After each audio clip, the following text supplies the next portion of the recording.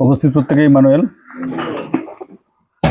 পিতা ঈশ্বরের ধন্যবাদ করি যে তিনি আমাদেরকে বাঁচিয়ে রেখেছেন, সুন্দর একটি সকাল তিনি আমাদেরকে দেখার সুন্দর সুযোগ করে দিয়েছেন এবং আজকের এই সুন্দর সময় তার বাক্য অর্থাৎ আত্মিক খাদ্য আমাদেরকে তিনি দেওয়ার জন্য এখানে উপস্থিত করেছেন। পিতা ঈশ্বরের ধন্যবাদ করি।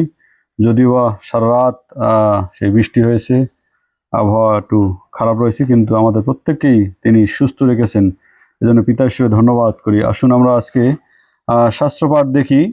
যিশয় তার 1 অধ্যায় 13 থেকে 15 পদ। যিশয় 1 অধ্যায় 13 থেকে 15 পদ। আশা করি প্রত্যেকে পেয়েছেন। পাঠ করছি। অসার নৈবেদ্য আর আনিও না, ধূপদাহ আমার ঘৃণিত। অমাবস্যা, বিশ্রামবার, সবার ঘোষণা আমি অধর্মযুক্ত পর্বসভা সহিতে পারি না। আমার প্রাণ তোমাদের অমাবস্যা ও নিরূপিত উৎসব সকল ঘৃণা করে। সেই সকল আমার পক্ষে ক্লেশকর, আমি সেই সকল বহন করিতে করিতে পরিশ্রান্ত হইয়াছি। তোমরা অঞ্জলি প্রসারণ করিলে আমি তোমাদের হইতে আমার চক্ষু আচ্ছাদন করিব। যদ্যপি অনেক প্রার্থনা করো, তথাপি শুনিব না। তোমাদের হস্ত রক্তে পরিপূর্ণ। আমেন। ইহাই প্রভুর বাক্য। প্রভুর বাক্যের জয় হোক।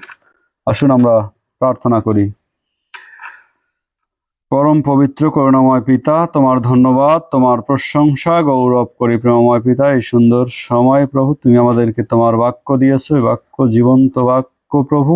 এই বাক্যের মধ্য দিয়ে তুমি আমাদেরকে সেই তোমার আত্মিক খাদ্য এবং তোমার সেই নিগূঢ়ত্ব আমাদেরকে বুঝতে শেখাও, যেন আমরা বক্তা শ্রোতা উভয়ে এই বাক্যের নিগূঢ়ত্ব বুঝে আমাদের হৃদয়ে তা ধারণ করতে পারি এবং আমাদের জীবনে প্রয়োগ করতে পারি। তুমি সেই আশীর্বাদ আমাদের জীবনে দান করো। এই প্রার্থনা একমাত্র ত্রাণদাতা মুক্ত প্রভু খ্রিস্ট কেবল তোমার পবিত্র নামে চাইলাম, শ্রবণ ও গ্রাহ্য করো। আমেন। আজকে আমরা যেই পাঠটি দেখলাম যিশয় পুস্তকের, এই পাঠের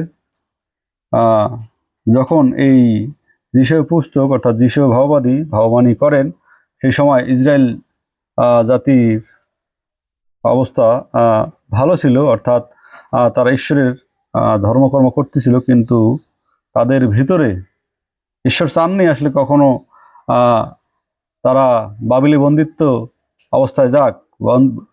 বাবিলে বন্দিত্ব যাওয়ার পূর্বের এই সমস্ত ঘটনা কিন্তু তারা করতেছিল, সমস্ত কিছু তাদের আসলে হৃদয় থেকে হচ্ছিল না, শুধুমাত্র করা লাগে তাই করতেছিল এবং শুধুমাত্র বাহ্যিকতায় পরিপূর্ণ ছিল তাদের জীবন। আসলে ঈশ্বর আসলে বাহ্যিকতা পছন্দ করে না, কিন্তু অন্তর আমাদের হৃদয় দেখেন আসলে হৃদয়ে কি রয়েছে, হৃদয়টা তিনি চান।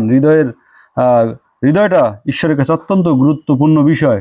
তারা যে কাজটি করতেছিল তাদের ভিতরে আসলে উপাসনাও ছিল, প্রার্থনাও ছিল, গানও ছিল, সমস্ত কিছুই ছিল, সমস্ত আয়োজনে চলছে, কিন্তু তথাপি তাদের ভিতরে যে বিষয়গুলো ছিল সেগুলো হচ্ছে তাদের ভিতরে সেই সামাজিক অন্যায়, অত্যাচার, দুর্নীতি, ধর্মীয় আচরণ এবং সকলের ভিতরে একটা ভণ্ডামি মনোভাব। ঈশ্বর থেকে তারা দূরে রয়েছিল, তাদের পাপের জীবন এবং গরিবদেরকে বিভিন্নভাবে অন্যায় অত্যাচার করতেছিল। সেই সময় যিশয় ভাববাদী দ্বারা ঈশ্বর ইসরায়েল জাতিকে এভাবে বলতেছিলেন যে তোমরা যা কিছু করতেছো সেই সমস্ত আমার ঘৃণা হো, আমি অপছন্দ করি। তোমরা সর্বক্ষণ প্রার্থনা করলেও আমি তাহা শুনিব না। এখানে 15 পদের শেষে একবারে বলছে অনেক প্রার্থনা করো তথাপি শুনিব না, তোমাদের হস্ত রক্তে পরিপূর্ণ। অর্থাৎ যাদের ভিতরে এই সমস্ত বিষয় রয়েছে, যে সমস্ত বিষয় সেই সময় ইসরায়েল জাতির লোকদের মধ্যে ছিল, এখনো যাদের ভিতরে রয়েছে এই সমস্ত বিষয়, ঈশ্বর তাদের সেই সমস্ত বিষয় তিনি সরাসরি বলছেন যে ঘৃণা করেন তিনি। তিনি এই সমস্ত পছন্দ করেন না।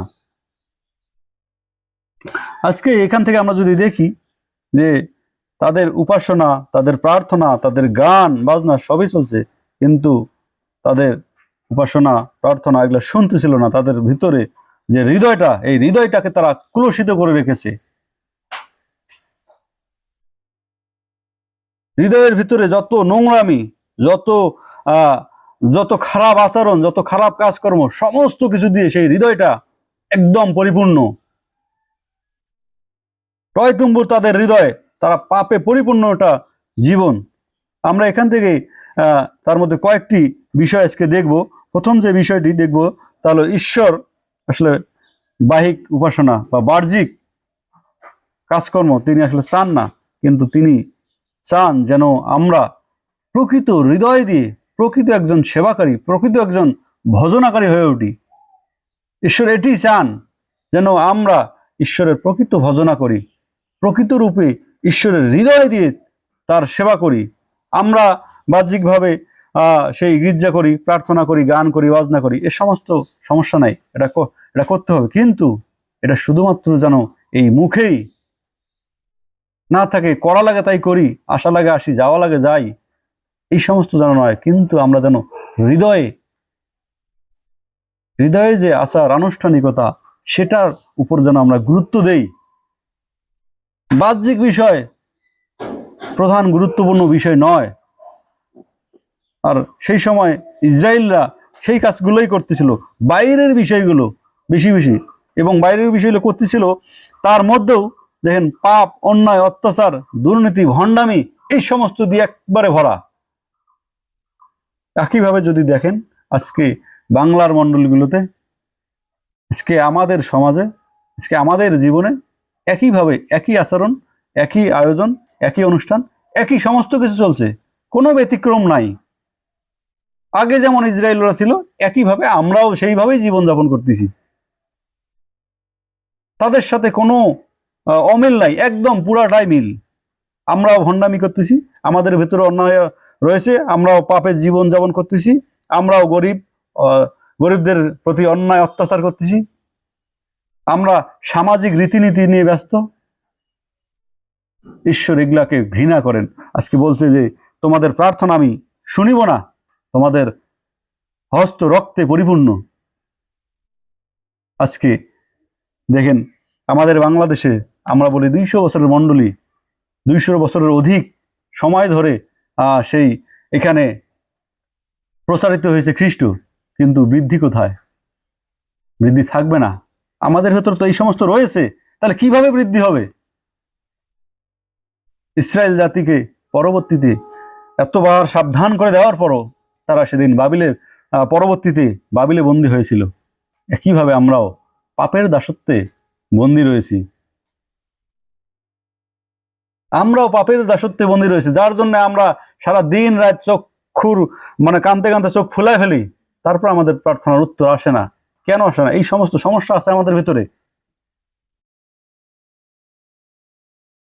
আমরা আজকে ইসরায়েলের জায়গায়, আমরা কোনো একদিন এখানে যখন আমরা প্রতিদিন বাইবেল স্টাডি করি, আমি বলেছিলাম যে ইসরায়েল জাতির, আমি চিন্তা করতেছিলাম যে আসলে ইসরায়েল জাতিকে বারবার ঈশ্বর এমন কেন করতেছে? তারা একবার শুধরায় আবার ভালো হয়, শুধরায় ভালো হয়। পরবর্তী আমার যেটা উপলব্ধি হলো যে ইসরায়েল জাতি একটা মুদ্রার এপিড ওপিড, অর্থাৎ ইসরায়েল জাতির যে জীবন এবং আমাদের একটা মানুষের জীবনের যে আয়ুষ্কাল, একটা মানুষের যে চরিত্র, ঠিক একই মিলে যায়। তারা একবার ঈশ্বরের উপাসনা করে, ঈশ্বরের ভালোভাবে হৃদয় নেয়, আবার বিপদে যায়। আমরাও একবার ঈশ্বরের উপাসনা করি, ভালোভাবে আসি, ভালো হই, আবার আমরা একইভাবে চলে যাই। ইসরায়েলকে দাঁড় করানো হয়েছে তাদের মতোই আমরা। তাই আসলে আমাদের এই সমস্ত বিষয়, বাহ্যিক বিষয়গুলো ঈশ্বর ঘৃণা করেন বলছে। আজকেন এখানে একদম স্পষ্ট বলছে যে তিনি এগুলো ঘৃণা করেন।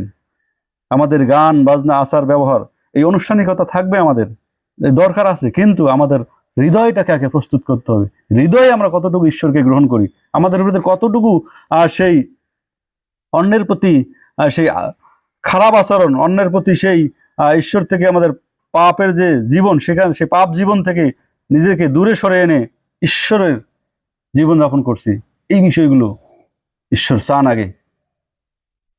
ঈশ্বর আমাদের আত্মার পরিবর্তন চান, হৃদয়ের পরিবর্তন চান। হৃদয়টা আমরা কতটুকু করতে পেরেছি প্রস্তুত? আমরা যে বিষয়টি, দ্বিতীয় যে বিষয়টি দেখব তা হলো, এখানে 15 পদের শেষে বলছে, তোমাদের হস্ত রক্তে পরিপূর্ণ। তোমাদের হস্ত রক্তে পরিপূর্ণ। রক্তে পরিপূর্ণ মানে এই নয় যে রক্ত লেগে আছে। বিষয়টা হলো এখানে তাদের সেই এখানে বলছে যে অত্যাচার করা, অর্থাৎ অন্য আমরা যেটা দেখি যে কয় মানুষ দিন রাত মানে রক্ত, শরীরে রক্ত জল করে রোজগার করা, রক্ত সেই জল করে রোজগার করা, সেই সেই অর্থ করি যদি কেউ নিয়ে যায় অন্যায়ভাবে, অত্যাচারভাবে, তাহলে কি সেই তার যে রক্ত জল করা অর্থ করি সেগুলো নিয়ে যায়, তার মানে তার রক্তই হাতে লেগে আছে। এই সমস্ত বিষয় এখানে বলছে আসলে তোমাদের হস্ত রক্তে পরিপূর্ণ, অর্থাৎ অন্যায় করা, অন্যের বিরুদ্ধে অত্যাচার করা, মিথ্যা বলা, এই সমস্ত বিষয়কে বোঝানো হয়েছে যে তোমাদের হস্ত রক্তে পরিপূর্ণ। আর যখন আমাদের এই সমস্ত বিষয় থাকে তখনই ঈশ্বর আমাদের উপাসনা, আমাদের যে এই উপাসনা, এটা তিনি গ্রহণ করেন না। এটাকে তখনই তিনি ঘৃণা করেন, তখনই তিনি এটাকে অগ্রাহ্য করেন। তৃতীয় যে বিষয়টি দেখব তা হলো আনুষ্ঠানিকতা নয়, কিন্তু পরিবর্তিত জীবন তিনি চান। আনুষ্ঠানিকতা নয়, কিন্তু পরিবর্তিত জীবন তিনি আমাদের দেখতে চান। সে সময় যিশাইকে পাঠানো হয়েছিল যেন তাদের জীবন পরিবর্তন হয়, পরিবর্তন হয়, পরিবর্তন হয়। কিন্তু আসলেই তাদের জীবন পরিবর্তন হয় নাই। যদি পরিবর্তন হতো সেই সময় হয়তো বাবিলে আর বন্দী হতে হতো না তাদেরকে। বাবিলে বন্দী তাদের একটা শিক্ষা, জীবন তাদেরকে শিক্ষা দিয়েছেন ঈশ্বর, যে দেখো আমাকে তোমরা আমার কথা না শুনলে আমি কি করতে পারি, তোমাদের কি হতে পারে, আমি তোমাদের জীবন্ত ঈশ্বর। এখানে যদি আমরা প্রথম দিকে পড়ি তাহলে বলে যে সেই গরু আপন মালিককে জানে, গর্দভ আপন সদাপ্রভুকে জানে, কিন্তু ইসরায়েল জানে না, আপন প্রজাগণ বিবেচনা করে না। অর্থাৎ ইসরায়েল জাতি তার প্রভুকে চেনে না, তারা তাদের প্রভুকে, অরিজিনাল প্রভুকে। তাই সেই সময় তাদেরকে বন্দিত্ব হতে হয়েছিল। যদি সেই সাবধানবাণী, সেই সতর্কবাণী, সেই ভাববাণীগুলো, যিশুর কথা, ঈশ্বর যে যিশুর মধ্য দিয়ে তার কথাগুলো ব্যক্ত করেছেন, সেই কথাগুলো সেদিন যদি ইসরায়েল জাতি শুনত, তাহলে এত বড় বড় ট্র্যাজেডি ইসরায়েল জাতির জীবনে আসতো না। আজকে একইভাবে ঈশ্বর আমাদেরকে আজকে এই বাক্যের মধ্য দিয়ে সাবধান করছেন, এই বাক্যের মধ্য দিয়ে আমাদেরকে বোঝাতে চাচ্ছেন, তোমরা যে সমস্ত করতেছো এ সমস্ত আমি তোমাদের ঘৃণা করি। যতক্ষণ না তোমরা অন্তরে, হৃদয়ে, আত্মিকতায় পরিবর্তন আনো, ততক্ষণ না তোমাদের ভিতরে এই সমস্ত সমস্যা দূর করে দাও, হৃদয়টাকে পরিবর্তন না করো, ততক্ষণ পর্যন্ত আমি তোমাদের প্রার্থনা অগ্রাহ্য করি, ঘৃণা করি। তোমাদের এই সমস্ত আচরণ, অনুষ্ঠান আমি তোমাদের ঘৃণা করি। তাই আজকে আমাদেরকে যেন আমরা আনুষ্ঠানিকতায় নয়, কিন্তু আমরা আমাদের জীবনটাকে পরিবর্তন করি। আমরা প্রত্যেকেই কোথাও না কোথাও আমরা এই সমস্যাগুলোই জর্জরিত। আমরা একজন ব্যক্তিও নাই যে আমরা কেউ সমস্যায় জর্জরিত নাই, প্রত্যেকেই কোনো না কোনো সমস্যায় জর্জরিত। আমরা সামাজিক জীব, আমরা মানুষ, আমরা চলতে ফিরতে কথায় মুহূর্তেই সমস্যা হয়ে থাকে, হতে পারে। কিন্তু ঈশ্বর চান যেন আমরা সর্বদাই পরিবর্তন হই, আমরা ফিরে আসি আমাদের জীবন যেন পরিবর্তন হয়, আমরা হৃদয়টাকে প্রস্তুত করি। আমাদের হৃদয়ে যে পরিপূর্ণ রয়েছে আমাদের এই সেই পাপ, রীতিনীতি, অন্যের প্রতি অন্যায়, অত্যাচার, ভণ্ডামি, পাপ জীবন, এই সমস্ত থেকে ফিরে আসি, এই সমস্ত ত্যাগ করি এবং আমাদের জীবনটাকে ঈশ্বরের কাছে দেই এই একটা পরিবর্তিত জীবন। তবে তিনি আমাদের যত আশা, যত আকাঙ্ক্ষা, আমাদের প্রার্থনা, আমাদের মিনতি তিনি শ্রবণ করবেন। অন্যথায় তিনি আজকে আমাদেরকে একইভাবে বলতেছেন যে আমি তোমাদের হইতে আমার চক্ষু আচ্ছাদন করিব, যদ্যপি অনেকে অনেক প্রার্থনা করো তথাপি শুনিব না। যদি আমাদের এই সমস্ত থাকে, তিনি আমাদের প্রার্থনা সকল শুনবেন না, শ্রবণ করবেন না। আমরা যতই সারাদিন প্রভু প্রভু করি, যতই চোখের জল ভাসিয়ে দেই, কোনো কাজ হবে না ততক্ষণ পর্যন্ত না আমরা সেই সমস্ত বিষয় থেকে নিজেদেরকে সেপারেট করি। আমরা যেন সেই পাপ স্বীকার করি, অনুতাপ হই, ন্যায়ের পথে আমরা ফিরে আসি। ঈশ্বর এটি আজকে আমাদের জীবনে চাচ্ছেন, যেন আমরা পাপ স্বীকার করি, অনুতাপ করি এবং ন্যায়ের পথে চলি। আজকে আমাদের প্রত্যেকের জীবনে আসলে কোথায় রয়েছি আমরা, এটি ভাবার বিষয়, এটি দেখার বিষয়। আসলে আমরা কোথায় রয়েছি, আমাদের সেই জীবন, আমাদের সেই হৃদয়টা কোথায় রয়েছে? পাপে পরিপূর্ণ, টয়টুম্বর, অন্যায়, অত্যাচার, বিভিন্ন মন্দতায় দিয়ে ভরপুর আমাদের হৃদয় যদি এই সমস্ত থাকে, তাহলে এখন আজকে এই বাক্যের মধ্য দিয়ে প্রভু আমাদেরকে বলতে চাচ্ছেন যেন আমরা সেখান থেকে ফিরে আসি, যেন লোক দেখানো কাজকর্ম নয়, কিন্তু আমরা হৃদয় দিয়ে প্রভুর কাজ করি, অন্তর দিয়ে প্রভুকে ভালোবাসি। তিনি এটাই আমাদের কাছে আজকে চাচ্ছেন। যদি আমরা আমাদের অন্তরটা পরিষ্কার করতে পারি, হৃদয় দিয়ে তার কাজ করতে পারি, তো অবশ্যই তিনি আমাদের প্রার্থনা সকল গ্রাহ্য করিবেন, শুনিবেনই শুনিবেন।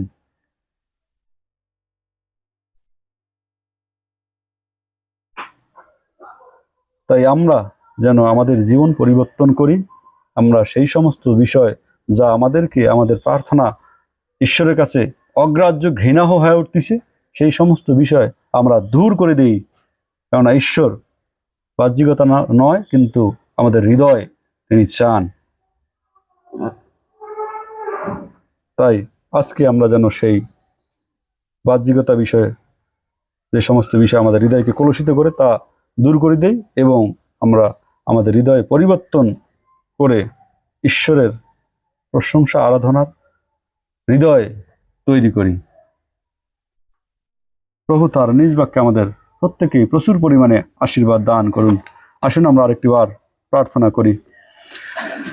পিতা পরমেশ্বর, তোমার ধন্যবাদ, তোমার প্রশংসা, গৌরব করি প্রভু। তুমি আমাদেরকে সেই তোমার জীবন্ত বাক্য দিয়েছো প্রভু। এই বাক্যের প্রভু সেই নিগত তুমি আমাদেরকে জ্ঞাত করেছো প্রভু। আজকে তুমি সেই বাহ্যিক বিষয় নয়, কিন্তু আমাদের হৃদয় চাও যেন আমাদের হৃদয়ে যে সমস্ত বিষয় কলুষিত করে রেখেছে, সে সমস্ত আমরা বাদ দিয়ে পরিবর্তিত একটি হৃদয়, পরিবর্তিত একটা জীবন আমরা সেই তৈরি করতে পারি তোমার সেই আশীর্বাদের দ্বারা। এবং প্রভু সেই তোমার সেই যে সমস্ত ন্যায় বিষয় রয়েছে, তা যেন আমাদের হৃদয়ে ধারণ করতে পারি এবং সেই অন্তরে তোমাকে রেখে আমরা প্রভু সেই তোমার কার্যক্রম করতে পারি। তুমি সেই আশীর্বাদ আমাদের প্রত্যেকের জীবনে দান করো। এই প্রার্থনা একমাত্র ত্রাণদাতা মুক্তিদাতা প্রভু যীশু খ্রিস্ট কেবল তোমার পবিত্র নামে চাইলাম, শ্রবণ ও গ্রাহ্য করো। আমেন। ধন্যবাদ।